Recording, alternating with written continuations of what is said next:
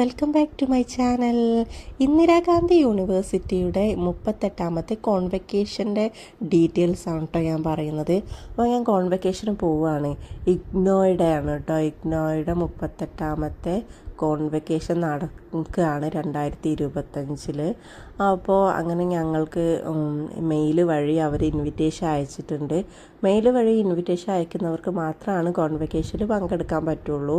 അങ്ങനെ 7 മണിയായപ്പോൾ കോഴിക്കോട് റെയിൽവേ സ്റ്റേഷനിലെത്തി. 7:30-ക്കായിരുന്നു ട്രെയിൻ കറക്റ്റ് സമയത്ത് തന്നെ വന്നിട്ടുണ്ടായിരുന്നു. കറക്റ്റ് സമയത്ത് തന്നെ ട്രെയിൻ അവിടെ നിന്ന് എടുത്തിട്ടുണ്ടായിരുന്നു. വലിയ തിരക്കൊന്നും ഉണ്ടായിരുന്നില്ല. ഞങ്ങൾക്ക് അവിടെ നിന്ന് അരമണിക്കൂറുള്ള ദൂരമേ ഉള്ളൂ. വടകരയിലായിരുന്നു. വടകര മുനിസിപ്പൽ ടൗൺ ഹാളിൽ വെച്ചിട്ടായിരുന്നു കോൺവെക്കേഷൻ നടക്കുന്നത്.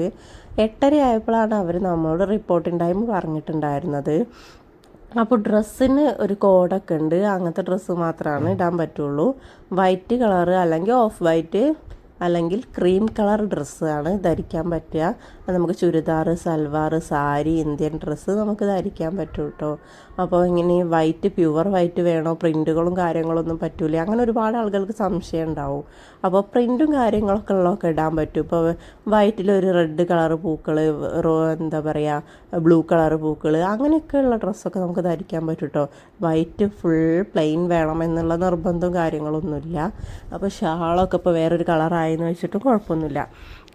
അപ്പോൾ അങ്ങനെ ഞങ്ങൾ 7:00-ക്ക് കോഴിക്കോട് നിന്ന് കയറിയ ട്രെയിന് 8:15 മുന്നേ 8:05 ഞങ്ങൾ വടകര റെയിൽവേ സ്റ്റേഷനിൽ ഇറങ്ങിയിട്ടുണ്ട് കേട്ടോ. അവിടുന്ന് ഒരു 5 മിനിറ്റ് ദൂരമാണ് വടകര മുനിസിപ്പൽ ടൗൺ ഹാളിലേക്കുള്ളത്. ഓട്ടോയിൽ പോകണം. 40 രൂപയാണ് ഓട്ടോ ചാർജ് വരിക. അങ്ങനെ അധികം തിരക്കില്ലാത്തതുകൊണ്ട് ഞങ്ങൾ പെട്ടെന്ന് എത്താൻ പറ്റുന്നത് ഉണ്ടായിരുന്നു. ഞങ്ങൾ ജനറലിലായിരുന്നു യാത്ര ചെയ്തിട്ടുണ്ടായിരുന്നത്. അപ്പോൾ ഞങ്ങൾ അവിടെ എത്തിയ സമയത്ത് 8:30 ആവുന്നേ ഉള്ളൂ. അതിൻ്റെ മുന്നേ തന്നെ നല്ല തിരക്കായിരുന്നു. 3 സെക്ഷനിലായിട്ടായിട്ട് ലൈനായിരുന്നു കേട്ടോ. അപ്പം ഞങ്ങൾ ഒരു ലൈനിൽ ഞങ്ങൾ ക്യൂ നിന്നു. അത് MEGയുടെ ലൈനായിരുന്നു. ഞങ്ങൾ PGയുടെ സർട്ടിഫിക്കറ്റ് വാങ്ങാൻ വേണ്ടിയിട്ടായിരുന്നു. അപ്പം ഓരോ എന്താ പറയുക, സബ്ജക്റ്റിനും ഓരോ ക്യൂ ആണ് കേട്ടോ. അപ്പോൾ അവിടെ വലിയ ഫോർമാലിറ്റി ഒന്നുമില്ല. നമ്മളെ നമ്പറും പേരും ഉണ്ടാവും. അതിൽ നമ്മളൊന്ന് സൈൻ ചെയ്താൽ മതി. നമുക്ക് അവർ തരുന്ന ആ നമ്പറാണ്, നമ്മളെ സീറ്റ് നമ്പറാണ് കേട്ടോ അവിടെ നിന്ന് മേടിക്കുന്നത്. അപ്പോൾ ആ സീറ്റ് നമ്പർ നമ്മളെ കയ്യിൽ ഒട്ടിച്ച് തരുകയും ചെയ്യും. അതുപോലെ തന്നെ ആ സീറ്റിലാണ് നമ്മൾ പോയിരിക്കേണ്ടത്. അവിടെ എല്ലാം നമ്മളെ കാര്യങ്ങളൊക്കെ അവിടെ ഉണ്ടാകും. അപ്പോൾ അവർ 10 മണിക്ക് തുടങ്ങുള്ളൂ, നിങ്ങൾ ഭക്ഷണം കഴിച്ചിട്ട് വന്നോളൂ എന്ന് പറഞ്ഞത് കൊണ്ട് ഞങ്ങൾ അവിടെ അടുത്തുള്ളൊരു ഹോട്ടലിൽ കയറി ഭക്ഷണം കഴിച്ചു കേട്ടോ. പൊറോട്ടയും മുട്ടക്കറി, മുട്ട റോസ്റ്റ് ആയിരുന്നു കഴിച്ചിട്ടുണ്ടായിരുന്നത്. സത്യം പറഞ്ഞാൽ പൊറോട്ട ഒന്നിനും പറ്റാത്തൊരു പൊറോട്ടയായിരുന്നു. പിന്നെ നോമ്പ് കാലമായതുകൊണ്ട് അതേ കടകളൊന്നും തുറക്കാത്തതുകൊണ്ട് ഞങ്ങളത് കഴിച്ചു. അവിടെ നിന്ന് ഇറങ്ങി. പിന്നെ ഞങ്ങൾ സ്കാർഫ് വാങ്ങണം. അതിൻ്റെ തൊട്ടടുത്തുള്ള കൗണ്ടറിൽ സ്കാർഫ് കിട്ടും നമുക്ക്. അതിന് നമ്മൾ 200 രൂപ നമ്മളവിടെ പേ ചെയ്താൽ മാത്രമേ നമുക്ക് സ്കാർഫ് കിട്ടുള്ളൂ. ആ 200 രൂപ നമ്മൾ വീട്ടിൽ പോകുന്ന സമയത്ത് ഈ സ്കാർഫ് തിരിച്ചു കൊടുത്താൽ 200 രൂപ റീഫണ്ട് തരും. നമുക്കിനി സ്കാർഫ് വേണമെന്നുണ്ടെങ്കിൽ വീട്ടിൽ കൊണ്ടുപോകാം. ക്യാഷ് അവർ തരുമൊന്നുമില്ല.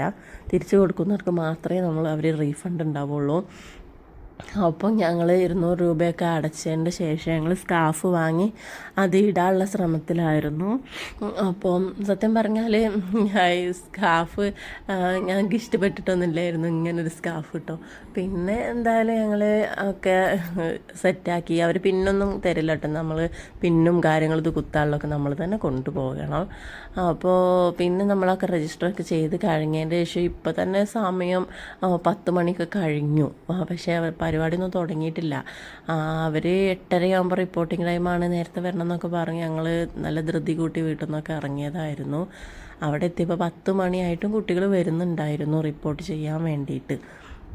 പിന്നെ നിങ്ങൾക്ക് ഫോട്ടോയും വീഡിയോയും ഒക്കെ ക്യാമറ വീഡിയോ ഒക്കെ ഇവിടെ ക്യാമറാമാൻ ഉണ്ട്. നമുക്ക് പൈസ കൊടുക്കുകയാണെങ്കിൽ അവർ നമുക്ക് ഫോട്ടോയും വീഡിയോയും ഒക്കെ എടുത്തു തരും. അപ്പോൾ ഞങ്ങൾ ഫോട്ടോ ആണ് എടുക്കാൻ വേണ്ടിയിട്ട് കൊടുത്തത്. 100 രൂപയാണ് ഫോട്ടോയ്ക്ക്. വീഡിയോയും ഫോട്ടോയും കൂടി വേണമെങ്കിൽ 500 രൂപ അടച്ചാൽ മതി. വീഡിയോ മാത്രമാണെങ്കിൽ 400. അങ്ങനെയാണ്. അപ്പോൾ ഞങ്ങൾ ഫോട്ടോ മാത്രമായിരുന്നു. അപ്പോൾ ഞങ്ങൾ കുറച്ച് വീഡിയോ ഒക്കെ ഫോണിലൊക്കെ ഇവിടെ നിന്ന് തന്നെ എടുത്തു. ഒരാളും കൂടെ വരാനുണ്ടായിരുന്നു, അവളെ വെയിറ്റ് ചെയ്തു. അങ്ങനെ അവളും വന്നു. ഞങ്ങൾ ഒരുമിച്ച് കുറേ ഫോട്ടോസും കാര്യങ്ങളൊക്കെ എടുത്തു. അപ്പോൾ തന്നെ 10:15 ഒക്കെ കഴിഞ്ഞു, 10:30 കഴിഞ്ഞിരുന്നു. അപ്പോഴൊന്നും തുടങ്ങിയിട്ടില്ലായിരുന്നു. പിന്നെ നമ്മളെ കൂടെ വരുന്നവർക്ക് ഒരു മേലെ ഒരു ബാൽക്കണി പോലെ ഉണ്ട്, അവിടെ ഇരിക്കാം, അല്ലെങ്കിൽ പുറത്ത് എവിടെയെങ്കിലുമൊക്കെ ഇരിക്കാം. നമ്മളെ കോൺവെക്കേഷൻ കാണണമെങ്കിൽ അവർക്ക് മേലെ പോയിരിക്കാം. താഴെ ഹാളിൽ സ്റ്റുഡൻസിന് മാത്രമേ ഇരിക്കാൻ പറ്റുള്ളൂ. സീറ്റ് അറേഞ്ച്മെൻറ്റ് ചെയ്തിട്ടുണ്ട് ഇവിടെ. ഓരോ നമ്പറിനനുസരിച്ച് നമ്മൾ പോയിരുന്നാൽ മതി. പിന്നെ ഞങ്ങൾ 3 പേരുടെയും നമ്പർ കുറച്ച് വിട്ടായിരുന്നു. കുറച്ച് പറഞ്ഞൊരു 2-3 നമ്പറിന് അപ്പുറത്തായിരുന്നു. അവിടെ നിന്നും ആൾ വന്നിട്ടില്ലായിരുന്നു. അതുകൊണ്ട് ഞങ്ങൾ ഒരുമിച്ചായിരുന്നു ഇരുന്നിട്ടുണ്ടായിരുന്നത്. കുറച്ച് കുട്ടികളൊക്കെ ലീവായിരുന്നു. അപ്പം അധികം കുട്ടികളും വന്നിട്ടുണ്ടായിരുന്നു. അപ്പം ഇഗ്നോയുടെ ഒരു 3 ലക്ഷം 3.5 ലക്ഷം കുട്ടികൾ ഇന്ത്യയിൽ ഇഗ്നോയിൽ എക്സാം എഴുതിയിട്ടുണ്ടായിരുന്നു. ഈ വർഷം പാസ് ഔട്ട് ആയിട്ടുണ്ട്. അതിൽ ഓരോ സെൻറ്ററിലും 5000-6000 കുട്ടികൾ പാസ് ഔട്ട് ആകുന്നുണ്ട്. അതിലവർ എലിജിബിൾ ആയിട്ടുള്ളവരെ മാത്രമാണ് കോൺവെക്കേഷന് വിളിക്കുക. അത് മാർക്കിൻ്റെ ആണോ ഇനി പേഴ്സൻറ്റേജിൻ്റെ ആണോ സെക്കൻഡ് ക്ലാസ് ഫസ്റ്റ് ക്ലാസ് അങ്ങനെയുള്ളതിൻ്റെ ആണോ എന്ന് അറിയില്ല. അവരെന്തായാലും എലിജിബിൾ ആയിട്ടുള്ളവർക്ക് മെയിൽ അയക്കും. അങ്ങനെ ഒരു 300 കുട്ടികളുടെ അടുത്തായിട്ട് എലിജിബിൾ ആയിട്ടുണ്ടായിരുന്നു വടകര റീജിയണൽ സെൻറ്ററിൽ. അപ്പോൾ അങ്ങനെ ഞങ്ങളെല്ലാവരും വെയിറ്റ് ചെയ്ത് ഒരുപാട് നേരം വെയിറ്റ് ചെയ്തു. 11 മണിയൊക്കെ കഴിഞ്ഞിട്ടുണ്ട്. നമ്മൾ ഗസ്റ്റ് എത്തിയപ്പോൾ നമ്മളെ തുഞ്ചത്ത് എഴുത്തച്ഛൻ വൈസ് ചാൻസലറായിരുന്നു നമ്മൾ ഗസ്റ്റായിട്ട് വന്നിട്ടുണ്ടായിരുന്നത്. അപ്പം ഒരുപാട് നേരം ലേറ്റായി വരാൻ. അപ്പോൾ 11 മണിയൊക്കെ കഴിഞ്ഞതിന് ശേഷം വന്നു. അവർ തിരിയൊക്കെ തെളിയിച്ചു. കുറച്ച് അവരുടെ പ്രസംഗവും കാര്യങ്ങളൊക്കെ ഉണ്ടായിരുന്നു. അങ്ങനെ ഇഗ്നോയുടെ 30th കോൺവെക്കേഷനെ കുറിച്ച് യൂണിവേഴ്സിറ്റിയെക്കുറിച്ച് ഒക്കെ അവരും അവിടെയുള്ളവരൊക്കെ പ്രസംഗിക്കുക, നമുക്ക് ഒരുപാട് കാര്യങ്ങൾ പറഞ്ഞു തരികയൊക്കെ ചെയ്തിട്ടുണ്ടായിരുന്നു. സത്യം പറഞ്ഞാൽ ഭയങ്കര ബോറിംഗ് ആയിരുന്നു, എന്നാലും എല്ലാവരും കേട്ട് നിന്നു. പിന്നെ ഒരുപാട് ടൈം ലേറ്റ് ആയതുകൊണ്ട് തന്നെ എല്ലാവർക്കും ഒരു എന്താ പറയുക, വീട്ടിലേക്ക് പോകാനും ദൂരെ നിന്ന് വന്നവരൊക്കെ ഉണ്ടാവില്ല, എല്ലാവർക്കും ഒരു മുഷിച്ചിൽ തോന്നിയിട്ടുണ്ടായിരുന്നു കേട്ടോ. പിന്നെ ഇപ്പോൾ തുടങ്ങും എന്നിങ്ങനെ വിചാരിച്ച് നിന്നപ്പോഴാണ് ഡൽഹിയിൽ ഇഗ്നോയുടെ ഈ കോൺവെക്കേഷൻ ലൈവായിട്ട് നമുക്ക് കാണിച്ചു തരും ഒരു സ്ക്രീനിൽ. അവിടെ ഗോൾഡ് മെഡൽ ഉള്ളവർക്ക് ഡൽഹിയിൽ വെച്ചിട്ടാണ് കൊടുക്കുക. ഗോൾഡ് മെഡലിന് അർഹരായവരൊക്കെ അവർ മെയിലിൽ അറിയിക്കുകയാണ് ചെയ്യുക.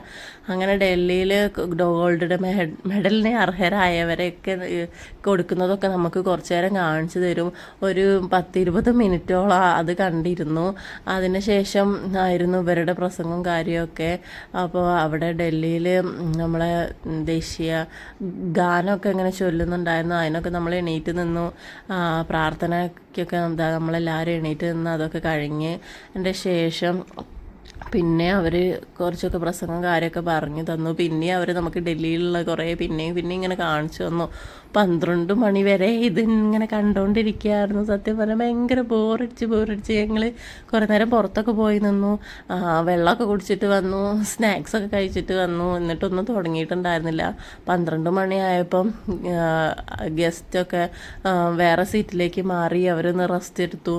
അങ്ങനെ കുറേ നേരം കഴിഞ്ഞ് 1 മണിയൊക്കെ ആകാറായിട്ടുണ്ടായിരുന്നു കേട്ടോ നമ്മളെ ഈ പരിപാടി തുടങ്ങാൻ വേണ്ടിയിട്ട്.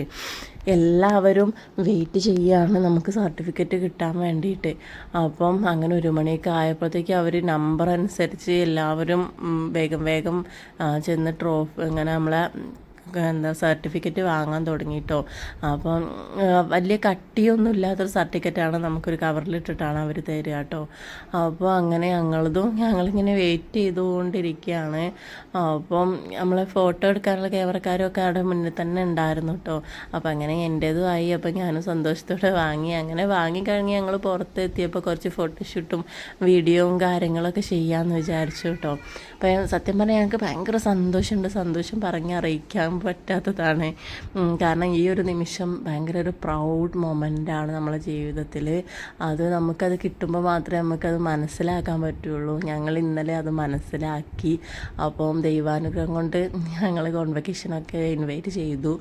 അപ്പോൾ അങ്ങനെ ലാസ്റ്റിൽ നമ്മളിതാ ഒരു ഗ്രൂപ്പ് ഫോട്ടോ എടുക്കാറുണ്ടായിരുന്നു. ആ ഗ്രൂപ്പ് ഫോട്ടോ ഒക്കെ എടുത്തു. പിന്നെ ലാസ്റ്റ് എല്ലാവരും പോയി കഴിഞ്ഞിരുന്നു കേട്ടോ. എന്നാലും അവരുടെ ഗസ്റ്റും കാര്യങ്ങളൊക്കെ അവിടെ തന്നെ ഉണ്ടായിരുന്നു. അവർ ദേശഭക്തി ഗാനമൊക്കെ കഴിഞ്ഞതിന് ശേഷം പിന്നെ നമ്മൾ സ്കാർഫ് തിരിച്ചു കൊടുക്കുകയാണ്. നമ്മൾ അവിടെ സൈൻ ചെയ്ത നമ്മളെ 200 രൂപ റീഫണ്ട് ചെയ്ത് തരുന്നതാണ് അവർ. അങ്ങനെ ഞങ്ങൾ സ്കാർഫൊക്കെ തിരിച്ചു കൊടുത്തു. ഞങ്ങൾ 200 രൂപ അവർ റീഫണ്ട് തന്നു കേട്ടോ. ഞങ്ങൾക്ക് പിന്നെ സ്കാർഫിൻ്റെ ആവശ്യം ഉണ്ട് തോന്നിയില്ല. അതിന് നിങ്ങൾക്ക് വേണമെന്നുണ്ടെങ്കിൽ വീട്ടിൽ കൊണ്ടുപോകുകയും ചെയ്യുക, 200 രൂപ തരില്ല കേട്ടോ. അപ്പോൾ നമുക്ക് ആ സ്കാർഫ് തിരിച്ചു കൊടുക്കുന്ന സമയമാണ് നമുക്ക് അവരൊരു സ്നാക്സിൻ്റെ ഒരു പാക്കും അതുപോലെ ഒരു ചെറിയൊരു വാട്ടർ ബോട്ടിലും തരും കേട്ടോ. അതിലൊരു വെജിറ്റബിൾ പപ്സും ഒരു ലഡു, ഒരു ഉടഞ്ഞൊരു ലഡു ഉണ്ടായിരുന്നു, പിന്നെ ഒരു മിക്സർ പാക്ക് ഉണ്ടായിരുന്നു, ഒരു കപ്പ് കേക്ക് ഉണ്ടായിരുന്നു കേട്ടോ.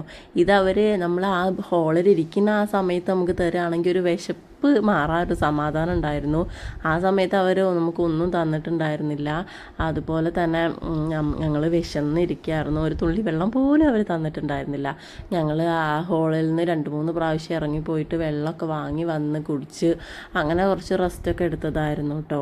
അപ്പം ആ ഒരു ബുദ്ധിമുട്ടൊക്കെ ഉണ്ടായിരുന്നു. അറ്റ്ലീസ്റ്റ് നമുക്കൊരു വെള്ളമെങ്കിലും അവർ തരേണ്ടതായിരുന്നു. കാരണം ഇത്രയും ചൂടത്ത് നമ്മൾ ഇത്രയും ദൂരമൊക്കെ യാത്ര ചെയ്ത് വന്ന് ഞങ്ങൾ കൊണ്ടുവന്ന വെള്ളമൊക്കെ തീർന്നു പോയി. ഞങ്ങൾ 2-3 കുപ്പി വെള്ളമൊക്കെ കൊണ്ടുവന്നുണ്ടായിരുന്നു. ഉച്ചയാവുന്നതിൻ്റെ മുന്നേ തന്നെ നമ്മളെ വെള്ളമൊക്കെ കഴിഞ്ഞു. അപ്പോൾ അങ്ങനെ എന്തായാലും ഭയങ്കര ബോറിംഗ് ആയിരുന്നു, ഭയങ്കര എക്സൈറ്റ്മെൻ്റ് ആയിരുന്നു, നല്ല രസമായിരുന്നു പരിപാടി. കാരണം നമ്മളെ ജീവിതത്തിൽ കിട്ടുന്ന ഓരോ അംഗീകാരവും നമുക്ക് വിലപ്പെട്ടതാണ് കേട്ടോ. അത് ചെറുതാണെങ്കിൽ പോലും ചിലപ്പോൾ കാണുന്നവർക്കത് ചെറുതായിട്ട് തോന്നും, പക്ഷെ നമുക്കത് വലുതാണ് കേട്ടോ. അപ്പോൾ അങ്ങനെ ഞങ്ങൾ റെയിൽവേ സ്റ്റേഷൻ്റെ അടുത്തുള്ള ഒരു ഹോട്ടലിൽ നിന്ന് ഞങ്ങൾ ഫുഡ് കഴിക്കാൻ കയറി കേട്ടോ.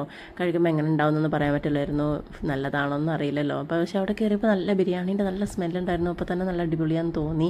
അപ്പോൾ ഞങ്ങൾ അങ്ങനെ ബിരിയാണിയൊക്കെ ഓർഡർ ചെയ്തു. അപ്പോൾ നല്ല അടിപൊളി ബിരിയാണിയാണ് കേട്ടോ, നല്ല ടേസ്റ്റ് ഉണ്ട്, എനിക്ക് ഭയങ്കരമായിട്ട് ഇഷ്ടപ്പെട്ടു. അപ്പോൾ 110 രൂപയാണ് കേട്ടോ ബിരിയാണിക്ക്. അപ്പോൾ ഞങ്ങളങ്ങനെ ബിരിയാണിയൊക്കെ കഴിച്ച് ഞങ്ങൾ ചിക്കൻ ബിരിയാണിയും ബീഫ് ബിരിയാണിയൊക്കെ ഓർഡർ ചെയ്തിട്ടുണ്ടായിരുന്നു കേട്ടോ. അപ്പോൾ ട്രെയിനിന് സമയം ഉണ്ടായിരുന്നു, 3:30-3:45 ട്രെയിന്. അപ്പോൾ അത്രയും ടൈം ഞങ്ങൾക്ക് ഉണ്ടായിരുന്നു കേട്ടോ. 2:15 ഞങ്ങൾ വടകര സ്റ്റേഷനിൽ എത്തിയിരുന്നത്. അപ്പോൾ 3:30 വരെ ഞങ്ങൾ അങ്ങനെ ഫ്രീ ആയിട്ടിരിക്കാമല്ലോ. അപ്പോൾ ഫുഡൊക്കെ കഴിക്കാൻ സമയം ഉണ്ടായിരുന്നു. അപ്പോൾ അങ്ങനെ ഫുഡൊക്കെ കഴിച്ച് ഞങ്ങളങ്ങനെ വീണ്ടും റെയിൽവേ സ്റ്റേഷനിലേക്ക് എത്തിയിരിക്കുകയാണ്. അപ്പോൾ ഞങ്ങളവിടെ ഇങ്ങനെ വെയിറ്റ് ചെയ്യാണ് ട്രെയിന് 3:40 കേട്ടോ ട്രെയിന്. ഞങ്ങൾ 3:30 ആയപ്പോഴേക്ക് തന്നെ 3:30 മുന്നേ തന്നെ ഞങ്ങൾ സ്റ്റേഷനിൽ എത്തിയിട്ടുണ്ട്. അപ്പോൾ ഞങ്ങൾ കുറേ നേരം അവിടെ ഇരുന്നു. അപ്പോൾ അങ്ങനെ ട്രെയിൻ എത്തി. ഞങ്ങളങ്ങനെ ട്രെയിനിൽ കയറിയപ്പോൾ സീറ്റൊക്കെ ഉണ്ടായിരുന്നു. നമുക്ക് 1/2 മണിക്കൂറിൻ്റെ ദൂരമേ ഉള്ളൂ, അതുകൊണ്ട് സീറ്റും ഉണ്ടായിരുന്നു. 3 പേർക്കും സീറ്റൊക്കെ കിട്ടി. അപ്പോൾ ഞങ്ങൾ അങ്ങനെ നല്ല ഒരു വിശ്രമം, നമ്മൾ ക്ഷീണിച്ച് വരുമ്പോൾ സീറ്റൊക്കെ കിട്ടുമ്പോൾ നമുക്കൊരു സമാധാനമല്ലേ. അപ്പോൾ എന്തായാലും ആ ഒരു സമയത്ത് തന്നെ കിട്ടിയപ്പോൾ സന്തോഷമായി. അപ്പോൾ അങ്ങനെ ഞങ്ങൾക്ക് എന്തായാലും പരിപാടി നല്ല ഉഷാറായിരുന്നു. ഞങ്ങൾക്ക് ഭയങ്കര ഹാപ്പിയായി. ഇങ്ങനൊരു അവസരം തന്നതിന് ഇഗ്നോയോട് ഞങ്ങൾ നല്ലൊരു ബിഗ് താങ്ക്സ് പറയുകയാണ്. കാരണം അത്രയും കുട്ടികൾ 3.5 ലക്ഷം കുട്ടികൾ എങ്ങാനും എഴുതിയിട്ടുണ്ട്. അതിൽ ഈ കോൺവെക്കേഷന് വേണ്ടി ഞങ്ങളെ ഇൻവൈറ്റ് ചെയ്തു. അപ്പോൾ തന്നെ ഞങ്ങൾ ഭയങ്കര ഹാപ്പിയാണ്. അപ്പം അങ്ങനെ സർട്ടിഫിക്കറ്റൊക്കെ കിട്ടിയ ആ സന്തോഷത്തിലായിരുന്നു ഞങ്ങൾ. അപ്പോൾ ഈ ഒരു വീഡിയോ നിങ്ങൾക്ക് ഉപകാരപ്പെടുമെന്ന് വിചാരിക്കുന്നു. അപ്പോൾ വേറൊരു വീഡിയോ ആയിട്ട് കാണാം. അതുവരെ ബായ്.